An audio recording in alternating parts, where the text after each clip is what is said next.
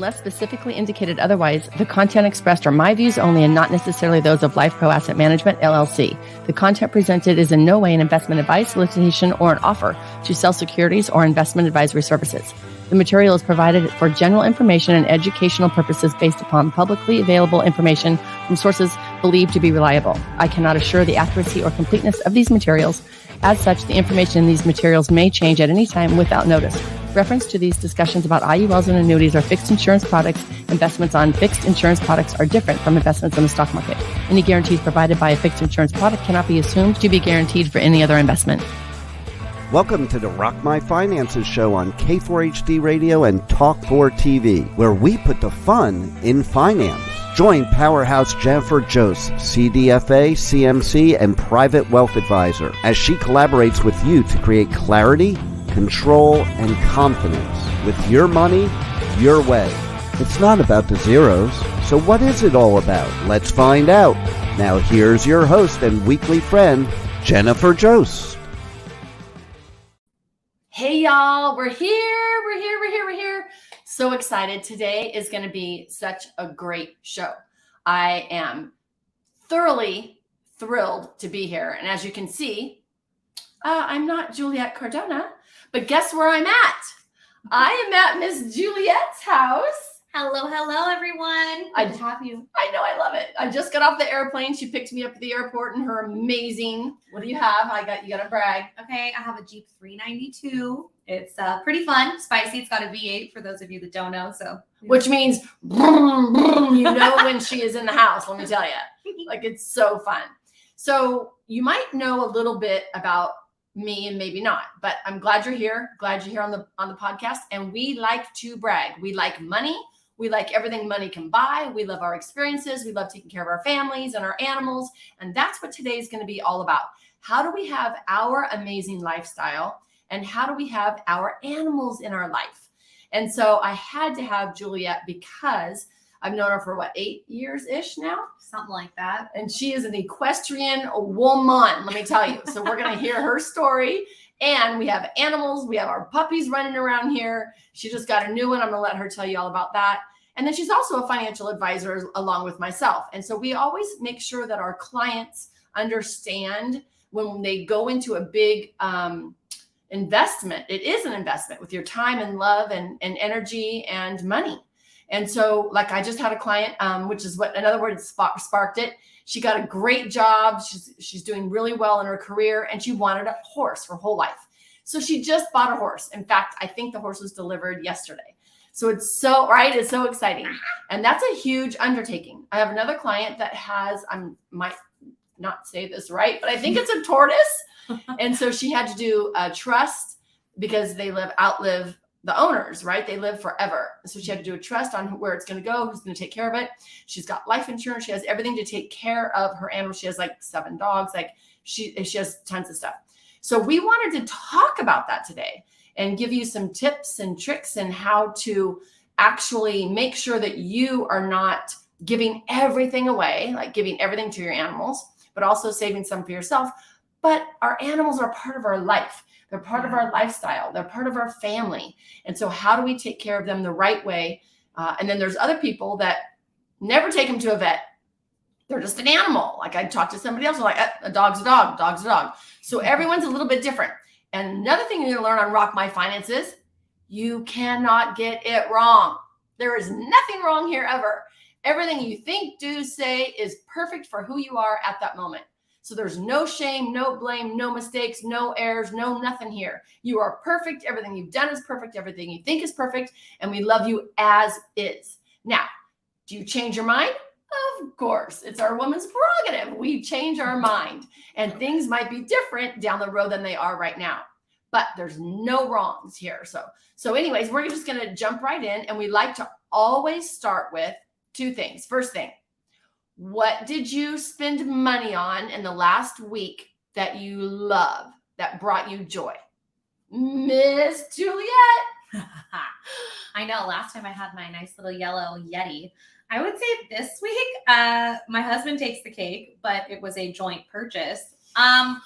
we are a Tesla owning household now. Woo! So we spent a lot of money on said Tesla, but we're excited about that. My husband drives a ton for work, so it'll be nice that he can do his meetings while it charges. So that's my favorite purchase this week. Okay, that's a badass purchase, y'all. From a Yeti to a Tesla. Right? And that's the way it is. And that's the way we want it, right? Whatever we're spending our money on, we want to love that. It's funny because I have clients that we put this in their spending plan. We don't do the B word, no budgeting. We do spending plans so that we plan for where you're going to spend your money.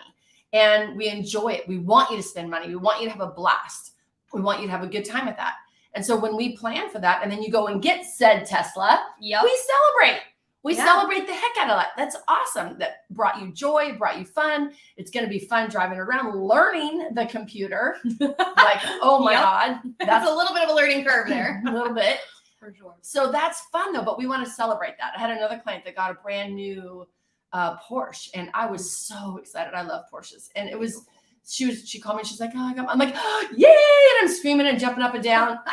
And she's like, I know it's hard to tell people. I'm like, no. We brag here. We love it. We love it. When you have enough money and you are saving for your long-term lifestyle in those senior years, and you're saving for that, and you have no credit card debt, and you own your home, and you're traveling the way you want to travel, and you're eating the way you want to eat, and you're exercising the way you want to exercise, and you want to buy an extra fun thing, let's do it. Like, it is okay to enjoy life now as well. So I love it. So the Tesla is a great thing that you spent money on this week, and it's very exciting.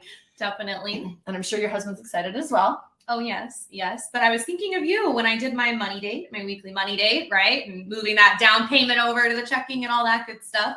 I thought a lot about some of the work we've done together, and I wanted to give you a quick little plug because I could never have spent money on 2 new cars in a single year. Past money version of myself. Like, it just would be too much. Doesn't matter how much you're making, what's in the bank. It would just feel like too much. Too decadent, too spoiled, too the guilt, the negative emotions.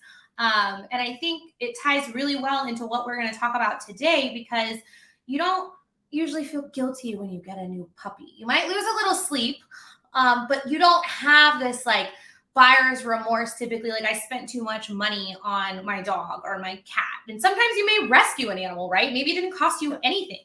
But at the same time, it's important that we put our energy in the right places. Like, you have driven that point home for me, and I know so many of your clients, because if you are intentional about your spending and then you finally hit that hurdle where you're like, I can buy the Tesla, and then giving yourself that permission to do it and follow through. I think it sounds really cheesy, but it's kind of a version of living your own truth, right? Instead of depriving yourself of that thing you really want. I love that. I love that. And if you plan for it, you can have it, and it's okay, right? Exactly. And to be fair, I mean, my husband and I sat down with our finances at the beginning of the year, and we said, hey, like, I need a new car. He didn't need a new car, but his job with the demands and how many miles he was putting on it. He had a little sports car, a Hyundai Coupe before. And before he had this job, and, putting over, I think, 35,000 miles on it just in the last couple of years it's a lot. So lots of reasons that went into that monetary large purchase and decision making. But like you just said, like, we had the money set aside, and it's been out of sight, out of mind, but still making money, which is great. And now we're deploying that resource and putting it to work. And I kind of, and this is just me, I mean, I don't research Teslas or anything, but I feel like it's an investment. I mean, for sure. I had my Denali. I bought my Denali when I was raising my kids, and it was a brand new car. And I had that for 10 years, 250,000 miles, and it was an amazing car. So, and you now had that when I first met you and you were looking to upgrade. I remember that was like one of your business goals, right? Yeah, it's your fault I got an Audi. That's just right. saying, kids. It is Like, my fault. it was so funny. We started working together, and I'm like, I need a new car because I was commuting in this big Denali, which was not smart. And I'm looking, of course, sensible, frugal, Toyota. They last forever. They're amazing. I love them. Hondas I was checking out. I even sat in a Mercedes. And she's like, let's go check out Audis. I'm like, Audis? I'm from a small town. Nobody has an Audi in there. I can't do that. She's like, oh yeah, you can. This little thing, we go on the car lot, and she's 22. She like struts in. Cute. We're in our little work clothes. Yeah, we're in our suits. Yep, and we Clip clop. Exactly. Clip clop. I can't do that. I have flip flops on right now, so that's not going to work. But you get the gist. And we go in there, and I'm test driving. I'm like literally going, okay, this spoiled little brat has taught me how to up level myself. So you helped me up level as well. See, this crazy money coaching thing that we have going on, it's this interesting balance, right? I mean, we have similar personalities, like being extroverts and wanting to put ourselves out there, but then we have very different money styles, at least when we met. And we've both done a lot of shifting and growing. We've nudged each other on that one. Me, work less Saturdays. I know the kiddies, don't get angry, but sometimes you might resent yourself. Oh my gosh. Okay, this is hilarious. So I'm old school. I'm in my late 50s, y'all. Work ethic, what is that? You just worked every day. Like there was no question. My parents owned a business. I owned it from 19, 20. I owned a business. So you work every day, 7 days a week. There's no not working. This one comes in. Oh, I don't do Saturdays. Excuse me? You don't do Saturdays? What the hell does that mean? Do you remember exactly what I said to you too? Because I do. No, tell me. I said I blocked out. She just looked at me with this blank stare, like, did this little girl that just came into this business just say that to me when I am here mentoring her? And I did. And you know what I said? I remember I said, how am I supposed to work Saturdays and Sundays and enjoy my money that I'm working so hard for Monday through Friday? And to be fair, I was brand new in my business. I mean, we're not talking like I left the office at 5, right? Like I left the office maybe at 6 to go to a chamber event, right, which of course I stayed and rubbed elbows as long as I could to get to wherever the goal was for that, right? Or whether it's building a stronger connection, finding a new client, a new person to share clients with, or somebody that can help my clients, right? Like CPAs and those amazing attorneys we love so much that give us our disclosures. Yes. But for me, it was like I'm working my tail off. Sometimes I can't make it to the barn after work. So Saturdays were my haven. It was like, this is why I do what I do. And I think, again, a good segue into talking today about, are those animals that we spend so much time and money with worth it? I mean, for me, I'm talking about a horse. I mean, that's a human practically as far as expenses go. I mean, I know at one point we added it all up and it was and this is like 2010 prices. I mean, it can be depending on your sport and what you're trying to do, but we were showing at the time, I mean, it was about a $20,000 a year sport. And that's a lot. That's a lot of commitment. I mean, that's sometimes people don't even have that much money left over at the end of the year. And I think for me, my dad was like, if you're going to have horses, I'm not footing the bill for that. So I talked to my peers who rode horses. It was my first version of networking, rubbing elbows at the barn. You're tacking up, getting ready for a ride. And just finding out what these older people were doing to pay for their sport is honestly how I found a career in, I hate to say it, but in sales. Yeah. We are client facing. I look at it as helping our clients, but at the end of the day, in order to pay for the horses and the puppies and the airplanes that take us everywhere, I got to have a paycheck, right? It just comes with that territory. And I think for me, that's what gives me my drive. Like my whole my whole career until I got married, I guess, was pretty much just working to make sure I could support Georgia and I, and the lifestyle that we wanted, which was pretty plush. I mean, we went to horse shows, probably like 4 to 6 a year. Yep. For a long time. And that requires a lot of training. I mean, if you think about, so I guess one step back, a little background on my sport, it's a triathlon. So my horse and I trained really hard and that was the other thing. As you start to go through the levels, it's an everyday commitment. It isn't something where you can come 3 or 4 days a week and ride at the level that you need to ride. Because it's muscle memory, just like working out at the gym. If all of a sudden you haven't been doing your bicep curls, right? And then you just go pick up some big heavy weights, I mean, you're going to struggle to do it. And then you're going to be incredibly sore the next day. Well, it doesn't fly when you're in a triathlon. That's 3 days long. And the other thing too, is it's not only me keeping myself fit, it's the horse too, right? I have to keep her fit. So if I'm not doing that, then that's an additional cost on my budget to pay for someone else to ride them. Right. So that can be a factor. Yes, you have friends that might, pinch ride for you on a day you're stuck at work, but that's not something that's usually sustainable. So there's a lot of planning that goes into specifically equestrian sports. I think just with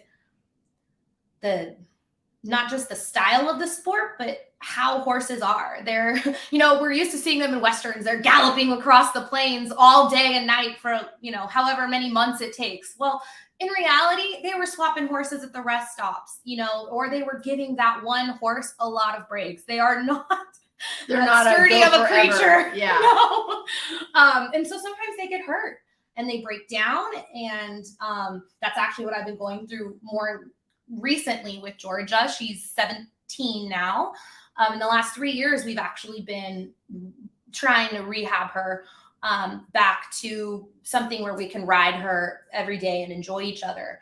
But right now she's my expensive wallflower, and I take her out and just spend time with her to enjoy it. Now, because you say you have Georgia, you wanted to be in the sport, you wanted to compete. Yeah. All of that was happening. What happens if someone's not competing? Oh yeah. Good point.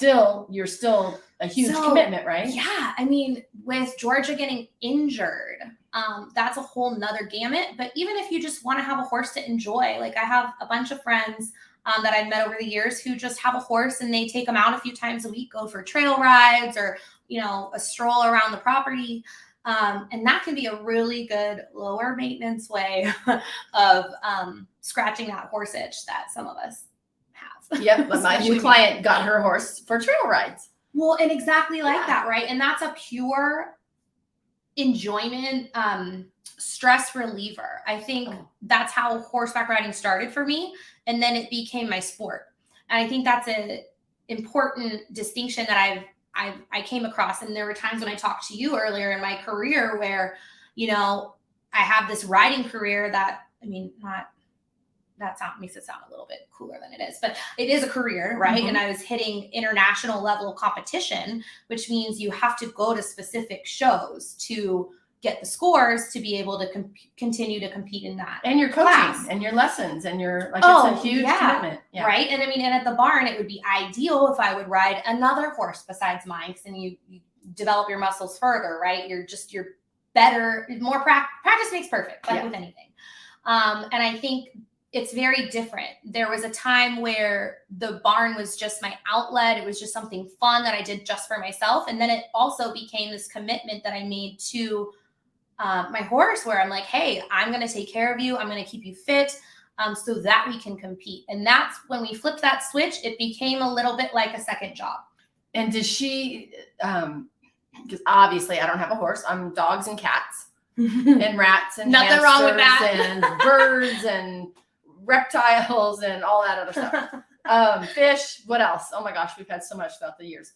But how do you know she likes that or what she likes and what she doesn't like? That always interests me. Like I'd love to get to know a horse well enough to really know what they feel.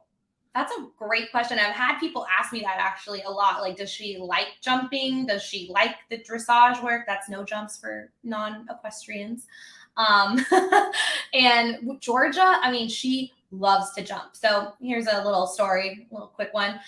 When I first got her, we were living in Washington State and it snowed up there because we were north and toward Idaho and Spokane. And when the temperature would drop, it would get so cold that you couldn't really ride your horse because you didn't want them to damage their lungs with how cold it was. So you just turn them out in the arena, let them play. Just self-exercise, like whatever you want to do is fine. So I remember one of the first days I put her out in the arena and my coach had set up a bunch of jumps for someone else. And she goes around and she's playing and bucking and just frolicking, having a good old time. And the next thing I know, she starts perking her ears at the jump. So they'll what's called lock on the fence. So you see them see the jump and they start setting up for it. So they'll sit their butt down and pick up their head and they lock. And she started locking on the fences. And so I knew she was going to start jumping them. And And the next thing I know, she just goes around the arena and she's popping over them, and none of them were too big for her or anything like that. And she would squeak over some of them, like squeak, like a little squeak of joy over the top of the fences. Now, does every horse love jumping? No, of course not. Just like humans, right? But Georgia loves jumping. That's so cute. Mm-hmm. Yeah. And I mean, they just, like any animal, like you get to know them. You bring out their personality. They start to reflect yours a little bit. Georgia loves food. She's very food motivated. We have that in common. Food motivated. I like that. Well, my cat's real easy. She bites you when she's done. So that's like very easy. Done. Horses can buck you off too. They're not feeling there it. You go when they're not feeling it. Yep. Done. So when you're helping your clients, because we do our spending plan. And so when you're helping your clients, how do you help them forecast spending for their new equestrian animal or whatever animal? I mean, you just bought Aggie. Big ticket item. Right? Yes. She's a big ticket item. And we don't know if whenever we get a new dog, or usually expensive dog or cat, I guess, we don't know if they're going to need a vet. Like, we have to plan for the vet. We have to plan for, there's no telling. Now, like, I just left my house. So thank goodness I live with my daughter. So she's going to come check on my cats. If not, then I got to plan $50-$60 a day for someone to come in and just check on the cats. Right. So you're kind of tied to your animal. Right. But how do you make sure that they're forecasting far down the road? How long do horses live? Yeah, great question. So that can depend, just like with humans, but life expectancy is somewhere around like probably mid-20s to early 30s. It depends on the breed. And of course, other factors like diet, exercise, just like with humans. But I think it's a great question. And I'm going to start with Aggie. So Aggie is our 13-month-old Bernedoodle. Doing the math in my head there. And another purchase that Ryan and I thought quite a bit about before we jumped in. He wanted me to get a pup way before the pandemic. And I said, you know what? I just think I'm stretched too thin between the office and Georgia. I just don't know how I would have the energy to train a puppy, because I wanted a puppy, not like a rescue, not a full grown dog. So I started researching breeds. And as you know, we have Clutch, our golden retriever. He is amazing. And I thought, well, why not get two? Well, then we house sat a friend's German Shepherd, also a shedding creature. And just having two shedding, large 100-pound dogs in my house taught me really quickly that my dog was going to not shed. Yes. I was like, my Roomba is already working overtime. If we double this, I don't think I can handle it. So I started looking at breeds that were either crossed with poodles or breeds that don't shed naturally. And I wanted something bigger so Clutch could play and we wouldn't have to worry about anybody getting hurt. And I think Ryan and I have decided we're a big dog family. It's just what we are. So I started researching breeds. I've always loved Bernese Mountain Dogs. They've been one of my favorite breeds forever. And my reason for never wanting one is because they typically pass away early, like around age 8. So when I started thinking about this whole predicament I was in, I wonder if anyone started breeding like Bernese Mountain Dogs with something that doesn't shed. Well, lucky for me, my friend Google had a couple breeders, and there's not very many, but I was able to find one on Instagram, of course. I got obsessed, started following their page, and I was sold. I was like, I got to have one of these. Well, then the pandemic came, right? The year we were planning on getting the puppy. We were going to get married in September and get the puppy right after. Well, as we all know, the world had other plans. So as we all got sheltered in place, as most of us are aware, dog prices jumped, right? Yep. Everybody's starting to look at dogs. Well, designer dogs too. So now my Bernese Mountain Dog that I was forecasting was going to be maybe like $2,000. The price was literally doubling. Wow. And the breed, like the different litters, different prices. So I looked at Ryan and I was like, all right, I did look at other breeds. I thought about doing like a Sheepadoodle, and there's great other breeds. Don't get me wrong. But we both really were married to this Bernedoodle idea. I love it. So I think, again, it's planning ahead. We looked at where we were. We said, hey, well, we're going to delay getting the dog. We'll save a little longer and pay double. So that's what we did. I shouldn't whisper, but it's true, right? And there was some fear in that. And like we talked about, putting money aside. So we got the puppy. Puppies require lots of vet visits and shots and different things. Some lifestyle changes, crate training, that kind of thing. Lucky for us, she's been a dream. She does copy her big brother.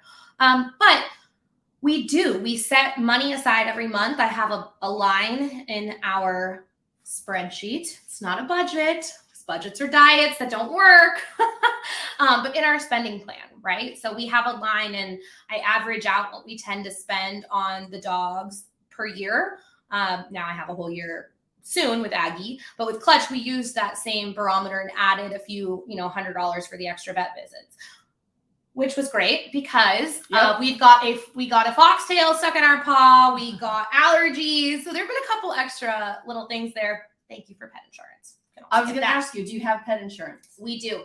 So most people are completely unaware, and this depends where you live, but living in right across from the Silicon Valley here, we have a lot of companies that do a lot of employee benefits, like additional benefits for their workers. And one of the things that Ryan's company offers is pet insurance. That's wonderful. So we get it. Yeah, it's $50 a month, I want to say, for both dogs, and that's our share.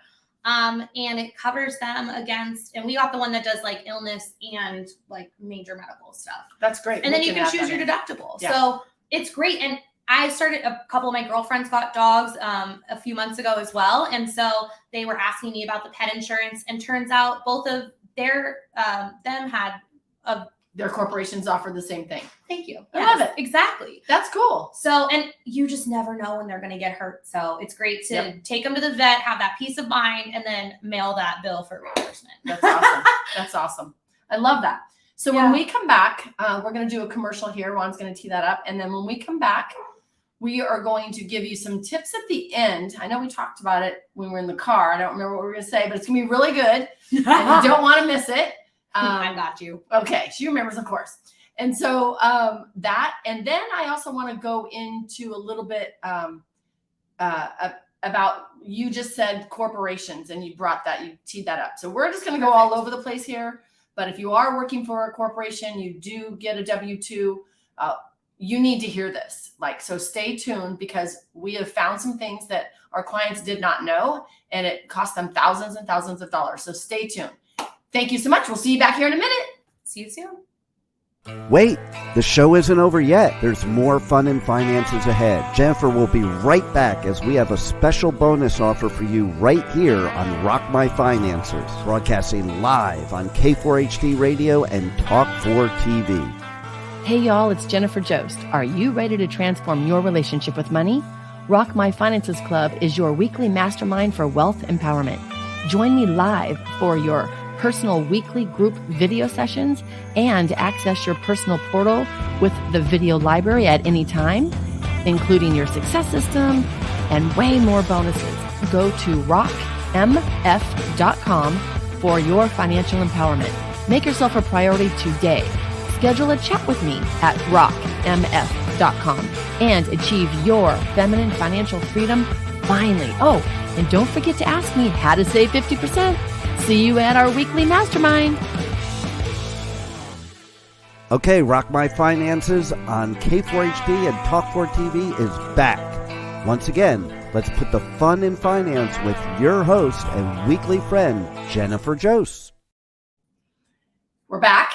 I love that commercial, and I would love for you to, wherever you're watching us at or listening to us, subscribe, download, comment, all that good stuff. If you comment, you will get a free gift. If I can tell that you've subscribed or followed either the Facebook or YouTube or wherever you're at, and give us a comment, give us a question, give us any type of a comment, and let us know how you like the show. If you want to hear about anything about finances, if you have any horses or animals, love to have you comment on that. And if you do, we will send you a free gift. So just so you know, and it will be useful that you can put into your finances today. We don't give hokey baloney. We give you action things that you can use today. So thank you so much. So download, subscribe, like, follow, all that good stuff. And then come back again next week. So Yes. back to, I mentioned that if you are working for a corporation and if you are contributing to their retirement account, there's two things. First of all, we're going to do another podcast about how you can do that differently, because that's what we're doing now, is we're helping corporations do things differently and saving money and being better advocates for their employees. I want you to check your retirement account. I had a client last year that we just realized that in her account, she was paying thousands of dollars over the many years that she had worked for this company to a company to handle her retirement account, and she had no idea. There were so many hidden fees in her retirement account. I made one call, changed it, and she saved thousands of dollars. I can't give you all the details because our compliance officer, Scott, would go bananas.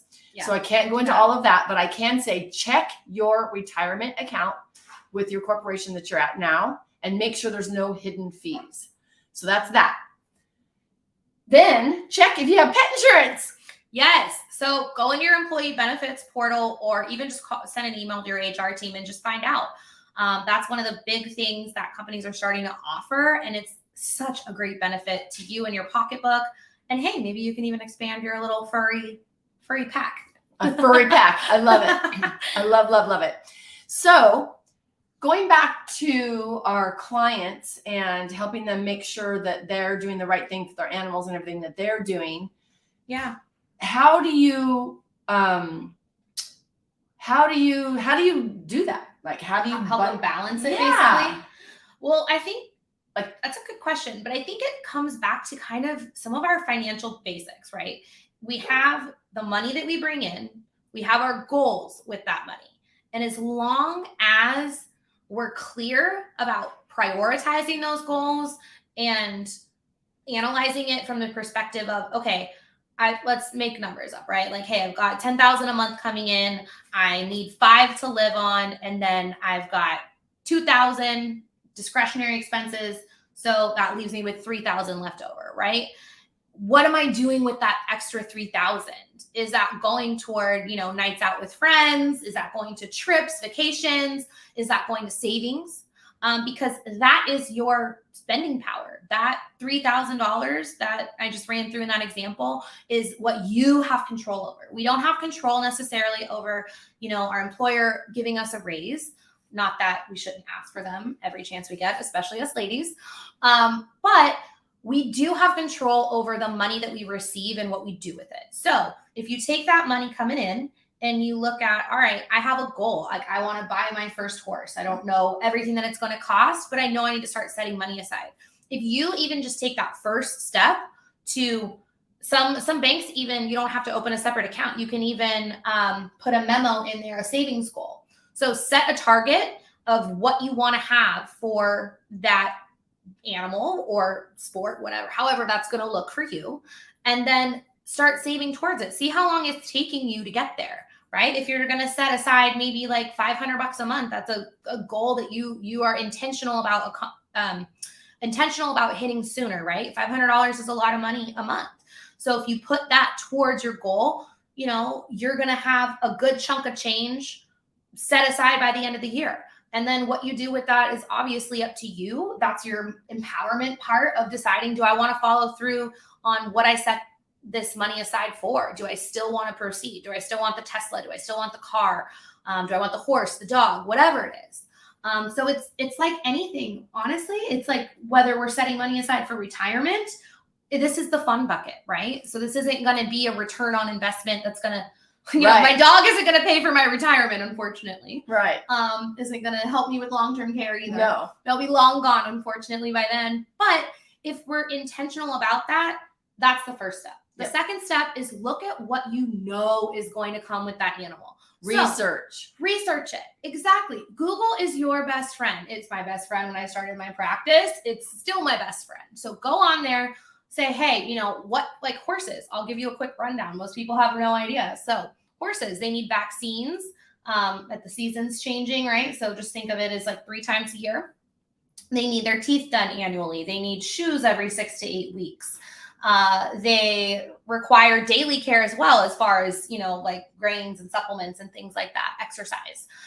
So you sit down and you pencil those out. Now, we're also in this whole inflationary period, right? So maybe we need to Bump that increase up. Exactly. all of our goals right now. So maybe instead of taking on new goals, if we get a raise, we keep putting money in those respective buckets, because that's the thing. We just don't know.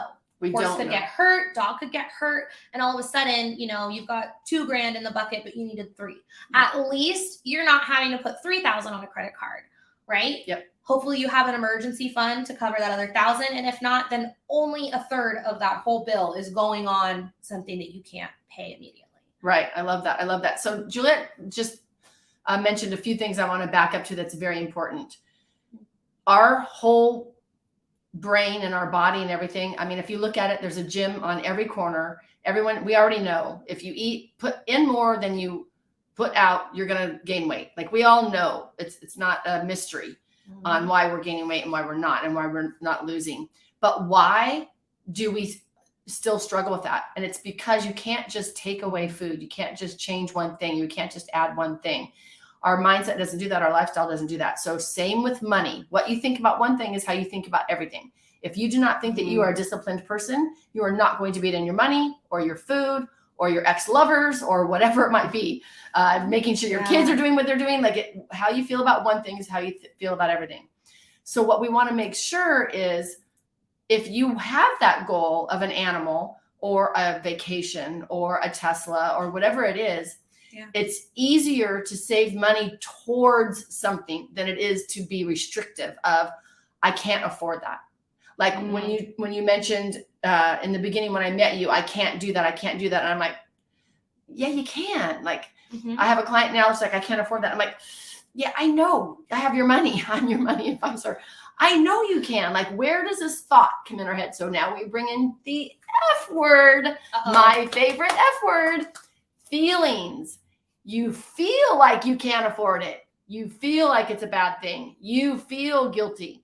But when you're doing it on a spreadsheet with an advisor or with a coach or with a partner, that you're looking at every dime that's going out, and then your spending plan of where you want money to go for Georgia, for Aggie, for Clutch, for your trip, for my kitties, for the tortoise 20 years from now. If you know where you want money to go, it's easier not to do this. Like, you could walk by Starbucks and not go that because you know you're doing this. But being restrictive without having excitement. So we always want you to celebrate. So you, like she said in the very beginning, you got a goal. So set your intentions. And then the F word comes in again. Not only do I want a goal, I want the feeling behind the goal. That is what is going to help you accomplish it. So when you are saying, I want Aggie, I'm doing the research, I want a Bernedoodle, I'm going to check it all out. It's not just all up here in our head. We literally have to put it in our heart and our stomach and feel it. What's it going to feel like when she's running around the house? What's it going to feel like when it's, 30 degrees and I got to take her potty and train her? Like, feel all of those feelings so that you solidify your goal into who you are. Then it's so much easier not to go out to dinner, maybe do a happy hour instead. Or don't go to Whole Foods, go to Trader Joe's and Whole Foods once a month, or hit Costco a little bit more, or go someplace else for cheaper gas, or check your cell phone to see if you can get a cheaper plan, or what else, right? Or cable, or everything. All those things. All those things. The insurances, any of that. Yep. Double check all of that. And then you have a way to save here to spend where you actually really want to spend. Yeah. So I love that you said, what's your priority? Well, and I heard something really valuable too in what you just said, is you summarized that when we're making a choice, right, to forfeit our Starbucks this morning and drive past it, right, to the office, you're making a conscious choice to prioritize you. Your goals, your goals, dreams, your needs, your goals, your dreams, but it's you. So it's you taking the initiative for yourself. And when you're doing that, you're reprogramming that cognitive wire that says, I can do things for myself. And I'm important enough to do that. Yes. I'm capable. Yeah.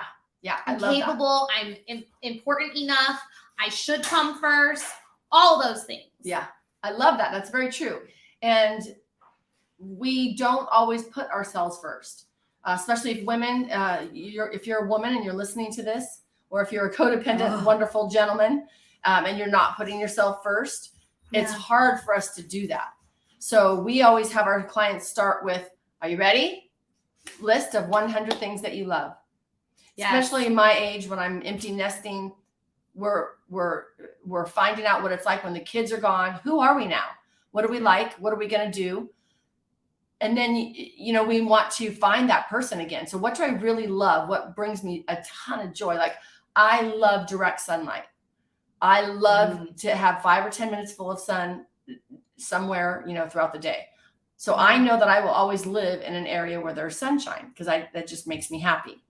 But if I didn't slow down long enough to look at that, I wouldn't have actually known that sun literally does make me happy. Yeah. Right? Did you know that before COVID? I did not. Yeah, I did not. I think a lot of us can relate to that, honestly, because when we were so confined, especially being in California, when we were so confined, it was like, it really helped me get grounded and understand the little things that matter. Like people would say that and I would just stare at them like, what are you talking about? Yeah. Next. I totally get it. I mean, it really is what drives us, right? Like the little things. Is it the sunshine? For me, it's sunshine as well, but I love like bright, airy spaces. So I go out of my way to try to create that in my workspace, but in my house in general too, because when I walk in the door, I want to walk in and feel like, like I've arrived, not, oh my gosh, like there's clutter. What do I need to do next? There's laundry, dishes, that kind of thing. And being newlyweds, I know we used to talk about this a lot, right? And I have found our rhythm, but he learned very quickly that if I came home from work, whether it was a great day or not, that if the house was picked up, I was going to be in a way better mood. Yeah. So, right. It's those little things though. And being consciously aware and then making the same conscious decision to uphold what you need out of it. Right. Right. Which is setting your boundaries, knowing yourself, slowing down and knowing yourself. I always knew I liked sunshine, but I didn't really know that I needed it as much as I did. Like you said, when we shut down, and I really realized that I literally need to like feel the sun on me. Yeah. Like I need to like do that. And then, slowing down to know what's important for you is really good. You said something else that I wanted to backtrack to, but I love the fact that she's newlywed, right? So you're getting to know, if you're learning to live with someone else, you learn a lot about yourself. You learn a lot about yourself and your needs. And if me on the other side, learning a lot about myself, I'm on the other side because now I'm alone. So if you're alone, crazy quiet, right? Alone with your own thoughts, as they say, right? Exactly. Which is audiobook, baby. Well, it is, but you know what too? Like, I know you spend time with quiet. Oh, yes. And do you find that when you have the quiet moments, whether it's like a walk without the podcast or sitting on maybe your beautiful balcony, like taking in the views kind of thing, is that something where you feel almost like you've cleared your brain? Because for me, like that's the one of the big shifts. I'm an only child is my background. So for me, having a busy house, well, with one other person in it, and the two dogs, it was a lot for me to adjust to a degree. So I think I craved some of the quiet. So like, for example, Ryan is from a household of 8 people, so 6 kids. And so for him, like the TV needs to be on all the time. Like there's got to be background. For me, I enjoyed a little music, but something that was like very easy for me to tune out.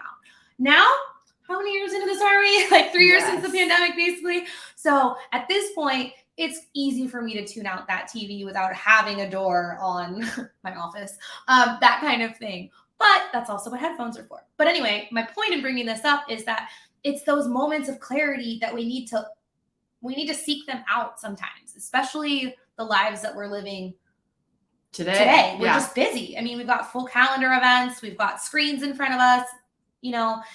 We have to make that conscious effort and to slow down. Yeah. And animals, tying it back to our topic too, the animals help me do that. I mean, I hate to do my morning meditation without one of those cuddly furry friends snuggling me in bed or on the couch. Like that is how I get out of bed in the morning. Like that is more exciting to me than a cup of coffee or tea.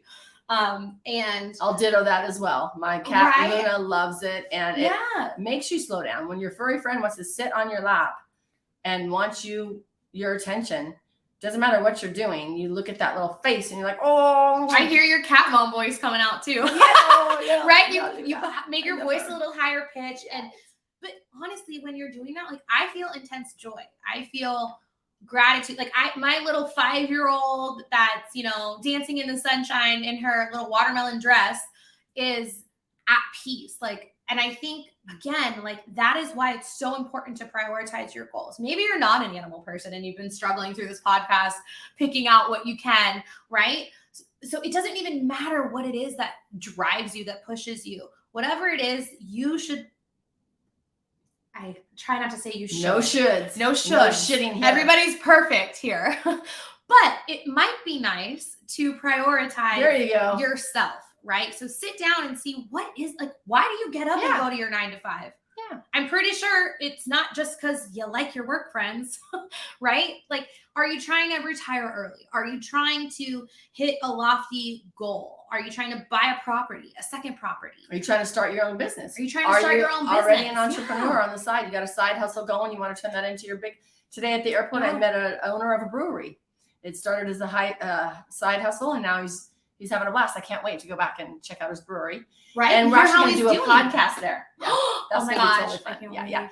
And then I met a couple on the plane that retired at 45 because that's what they wanted. They wanted to retire early.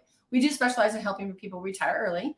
So that is a thing that is important to some people.